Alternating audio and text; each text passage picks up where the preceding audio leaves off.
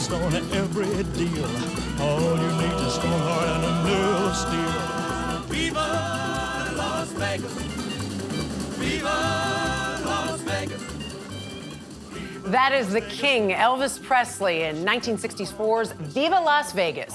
Since the dawn of the movie age, Vegas has captivated us on the big screen in genres ranging from comedies and romance to heists and big-budget thrillers. Ahead of our Super Bowl coverage next week, I spent some time in Sin City to find out why what happens in Vegas ends up on the big screen. From the bright lights and the high life. To a night the four of us will never forget. To the low lives. But when you get there, everything goes wrong. Gangsters. The casino, the hotel. The Corleone family wants to buy you out. All right? And swingers. Hey, viva Las Vegas, baby! All kinds of swingers. Las Vegas in the movies Come on now! has it all. Hi, I'm Plenty. But of course you are. I'm very particular how they portray my hometown. And 99% of the time, it's outrageous, you know? And that's fine, because Vegas is outrageous. Jeffrey Howard, also known as the Vegas film critic, was born and raised in Sin City. I think that Hollywood comes to Las Vegas to tell stories they can't tell in any other city. We'll always have Vegas! They're time capsules captured in every decade of what Vegas was like, you know, from the 1920s and 30s. These are the 5 casinos we hit. Until the Rat Pack days. Riviera, Desert Inn, the Sands, and the Flamingo. And then the mob days. In Vegas, everybody's got to watch everybody else. Like Casino, one of the few movies not just set in Las Vegas, but about the city itself. The casino manager is watching the shift bosses. I'm watching the casino manager and the eye in the sky. That's a great portrayal of that time in the mob, the height of the mob, until the government was going to come in, so the mob sold out to corporate America. Audrey, come here, you gotta see this. As the hotels got grander, so did the movies. Welcome to the fabulous Mirage. Including the 2001 remake of the classic Ocean's 11, set at the Bellagio. Good afternoon, Mr. Benedict. He arrives at the Bellagio every day at 2 p.m. Same car, same driver. It's where I went to brush up on some more movie history. It feels like the Bellagio was like another character in Ocean's 11. Do you think it was? I mean, it really was, because it was still so new at the time.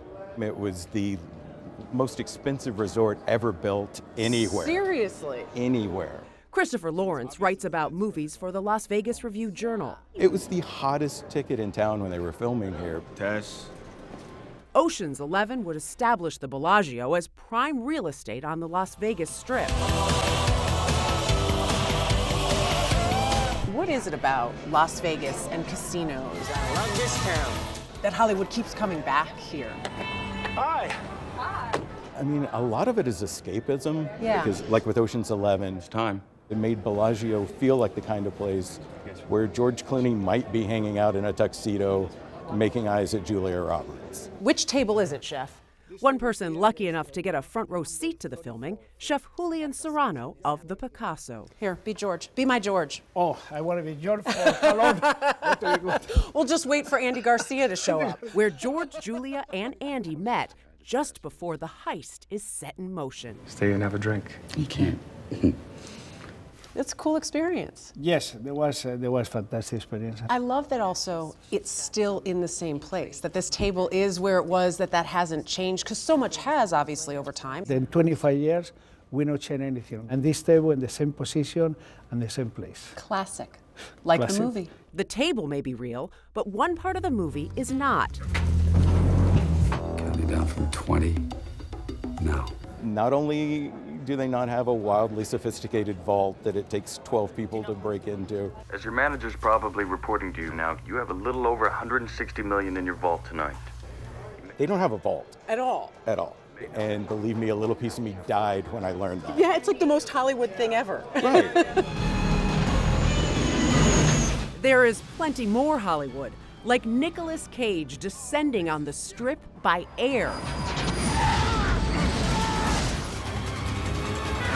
Or Matt Damon tearing it up on the road. It was madness. I mean, that's probably the biggest stunt we've seen here yet. Hit me again. From blockbusters to an indie darling. Vegas! You think we get there by midnight? Money, we're gonna be up 500 by midnight. Ah, Vegas! Vegas, baby, Vegas! Swingers, the 1996 homage to the swing era, written by and starring Jon Favreau, who's nursing a breakup with the help of his buddy, in a breakout role for Vince Vaughn. Even when they arrive and they get out of the car, there's something just about it that they seem to, in snapshots almost, capture pieces of Vegas. Back in the day, this place was a real contender, but now they'll appreciate the business. It's beautiful the way they do it because they go to some of the lesser establishments. Start with a 300?